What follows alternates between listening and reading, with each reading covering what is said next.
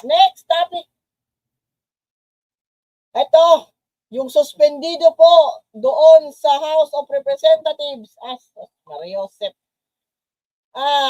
Napanood ko po yung kanyang birthday message noong March 28, doon po sa rally nila doon sa Davao City, ni Kiko Barsaga. At between sa kanyang mga pinapalabas dati sa kanyang page dito sa Facebook, doon sa Facebook at yung mga kanyang mga statements, yung kanya pong speech sa Davao City no nakaraan medyo tame lang. Tame lang. Hindi masyado siyang kumpara po sa speech na binigay ni Leandro Labiste na parang robot. Ito si Kiko Barsaga walang laman. Walang laman. Happy birthday. Ganun lang. Except na yung merong attorney, si Respicio ba yun? Yun yung hyper. At sabi ni Kiko Barsaga na hindi pa rin po siya talaga natatauhan tong batang. Hindi pa rin po siya nauuntog, mga kaibigan. Si Kiko Barsaga ngayon ay kinukonfirma na merong Meow Black. At sila po ay nagpa-plot ng house coup. Ang kanilang target ngayon ay si Speaker D. Sino si Raulo no gagawin ng ganito na nagsasabi agad ng plano nila? Like I said, ang mga DDS sloppy. Tapos kung pag hindi matupad ang kanilang mga pinaplano, pag bulilyaso ang kanilang pinaplano, magagalit sila tapos nagpo-project sila na kasalanan ng pinaplanuhan nila na pabagsakin, siraan, whatever. So, I think kung ganito po, si Kiko Barsaga ay masususpindi na naman po. Posible masuspindi pa po ito sa tatlong pagkakataon. So, ginagawa niya, ina-admit niya na to. Nagko-consolidate daw siya ng allies inside the House of Representatives. At yun nga, nagpo-plot sila ng coup na patalsikin si Speaker D.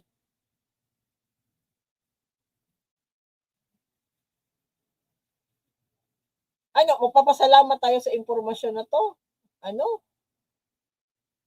Sinabi po niya to sa forefront program.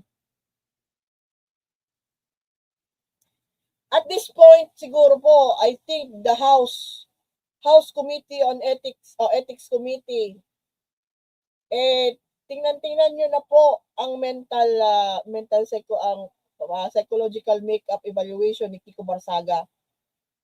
Po ninyo, ang House Committee on Ethics, paki-look into this one.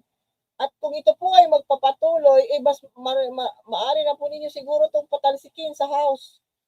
Alisin na po siya sa bilang pagiging kongresista. Hindi po ito magandang representation ng Cavite 4th District. Hindi na po ganito. Kawawa ang mga constituents ni Kiko Barsaga sa Cavite 4th District. Hindi na siya magandang representante nila. Kung merong ganito na unhinged, may signs of mental distress ang kanilang kongresista na hayagan na nagsinasabi na meron siyang mga pinaplanong di ka nais-nais sa House of Representatives. Itapatalsikin niyo na to. Expel this guy.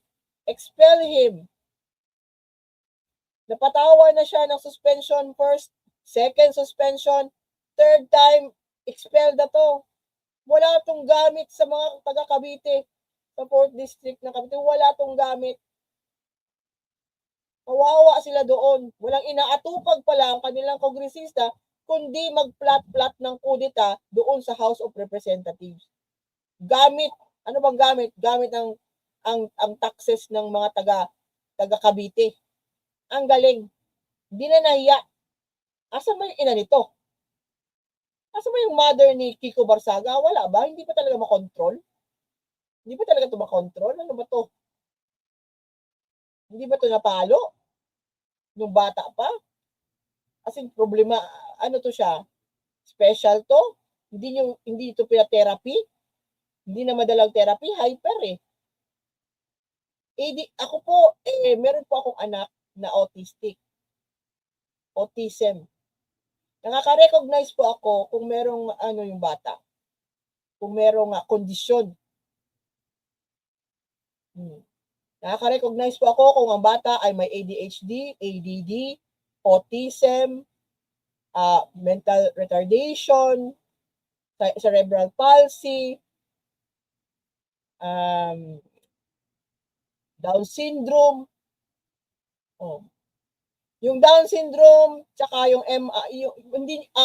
usually po kasi yung ADD, attention deficiency disorder, ADHD, yung hyper, yung autism, tsaka yung MR, hindi po ninyo yun makikita physically. Hindi kagaya ng cerebral palsy at saka Down syndrome. Dahil yung iba, hindi po ninyo makikita sa physical. Pero makikita po ninyo sa mannerisms, sa behavior patterns ng tao, ng bata. So si Kiko Barsaga, duda po ako na meron tong ADHD. Hyper siya masyado. Hyper. At parang hindi to siya na therapy na maayos. Kasi meron na naman po mga ADHD na kokontrol. Si Kiko Barsaga, ewan ko ba. Hindi ito siguro inaayos na pag ng kanilang mga magulang. Kasi po ako, sa mga anak ko, nung sila po ay na-diagnose na may autism ng age 2, tinerapi po. Nagte-therapy sila hanggang lumaki. Sa awa po ng Diyos, yung dalawa kong anak ay grade 7 yung isa mag-grade 9, nasa regular school na po ang dalawa. Yung panganay ko po kanina ay nagkaroon po ng appreciation day. Siya po yung medyo mahirap kasi siya po yung meron talagang sintomas ng autism. Pero sa awa ng Diyos, nakaka-SPED nandun po siya, kasali po siya sa SPED program dito po sa lungsod ng Ormoc City sa public school. Meron nagpo-provide po ng SPED sa mga mayroong ganun na kondisyon ang syudad namin. Pagagaling po ako doon, kaya medyo bihis ako. Kararating ko lang po, dumiretso lang ako nag-live stream para lang hindi masyadong late. Di po ba?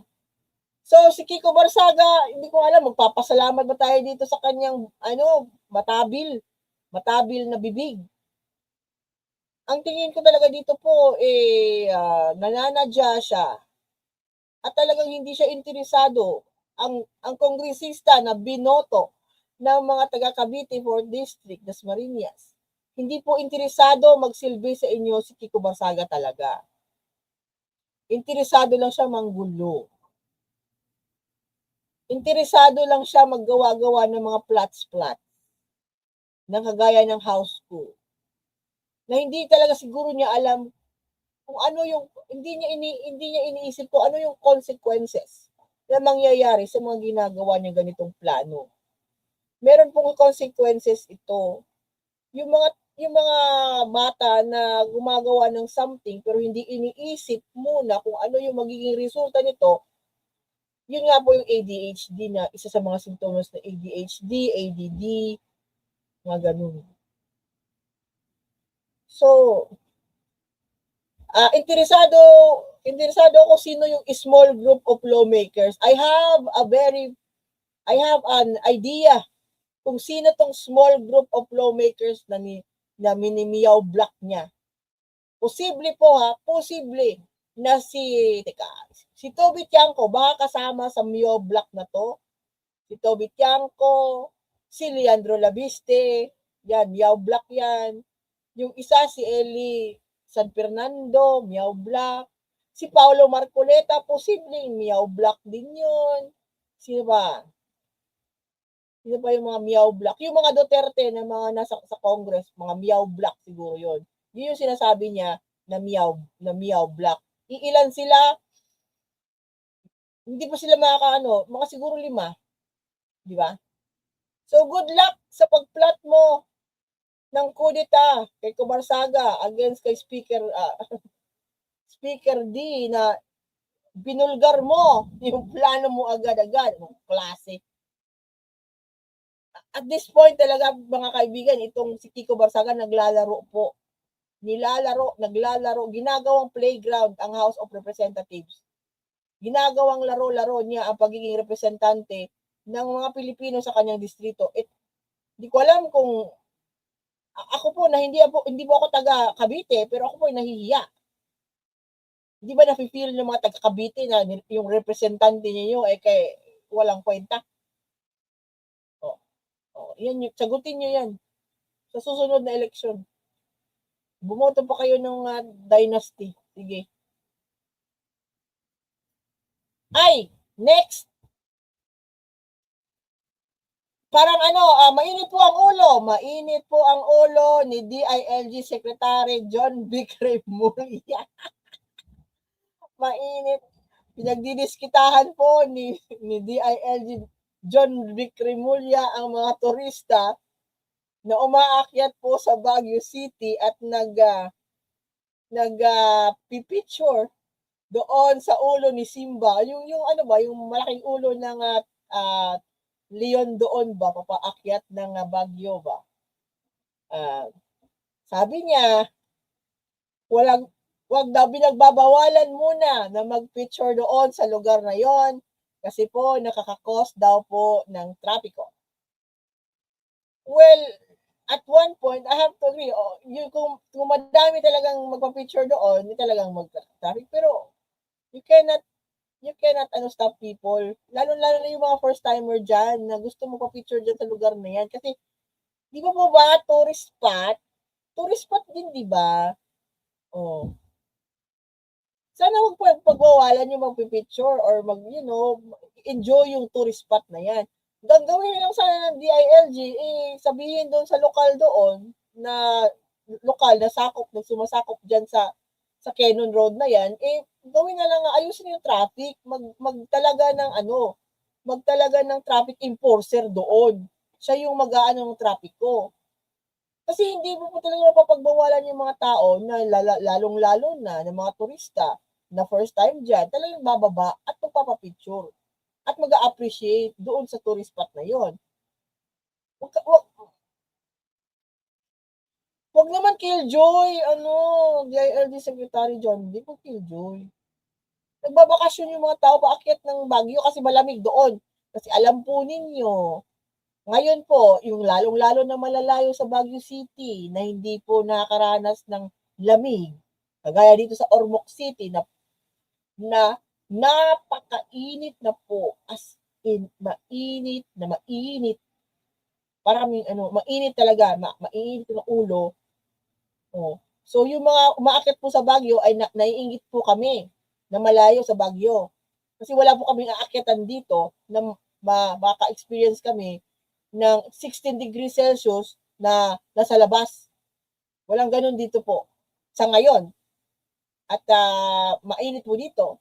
So, yung mga taga Baguio, paakyat naman sabihin mo doon sa local Sec John Vic, ayusin lang yung pagko-conduct ng trapiko doon, yung may mga traffic doon. Kasi hindi talaga mapapagwawala ng mga tao. Di ba? Gusto nila magpa-picture. So, hindi mo ba magwawalan? Talagang titigil po ang mga tao sa isang tourist spot para i-appreciate yun. Ang gawin na lang ng gobyerno at lokal na jurisdiction doon sa lugar na yon, magtalaga po ng isang traffic enforcer doon sa lugar na magbabantay or magdidirect ng traffic. Yung lang ba? Pero to totally tell people not to take pictures or enjoy the scenery or enjoy the tourist spot, hindi naman tama yun. Hindi tama yun. Yung ibang mga tao dyan, malalayo pang lugar para pumunta para lang ma-enjoy yan. Tapos sasabihin nyo, wag. Hindi naman pwede yun. Wag po. Karapatan din po nila mag-enjoy ng bakasyon. At kung gusto po nila mag-picture dyan, magpa-picture sila dyan. Huwag po nila babawalan. Yun nga lang, tulungan, i-assist nyo na lang yung trapiko. Hindi naman po sila diyan magfo-forever. Magpi-picture lang, alis na, o 'di ba? Hindi naman sila matutulog diyan. So alalay na lang po sa ating mga kababayan na kung gusto po diyan magpa-picture, magpa-picture po kayo tapos and go on your way to kung saan po na destination pa pupuntahan ninyo. Ganun din. Magbibigayan lang naman siguro kailangan diyan. Pero to totally ban, it's not, hindi, no. It's a no for me, Secretary John Vic. Kailangan lang natin maghanap kayo ng kompromiso para maka-enjoy din yung mga tao. Kasi yan pinunta dyan di ba? So, yun. Yun na po ang lahat nating topics ngayong hapon na binalita ko sa inyo ng mga balita na napansin namin pero hindi niyo po napansin kaya pinapansin namin. So, hanggang dito lang po ako at ako po ay nagpapasalamat na nakasingit na naman ako dito kay Nyolo ng 1 oras at huwag po ninyong kakalimutan mag-like, mag-share, mag-subscribe dito po kay Nyolo, kaya Tita Admin Rich, kay Banat Boy, at sa akin pong TPL3 dito sa YouTube, at doon po sa Facebook kung kayo po ay mahilig magbasa. Mahilig magbasa ha, inaanyayahan ko po kayo na bumisita, tumambay sa The Political Labandera 4.0 doon sa Facebook. Huwag po kayong magrereklamo na mahahaba yung babasahin doon kasi yun po ay aking sinasadyang mahaba. Mahabang mahaba. Kasi po, yun po ang exercise na binabahagi ko po sa ating mga isipan. Para ma-exercise po yung ating brain. Kasi nga po madami na pong bobong didishin.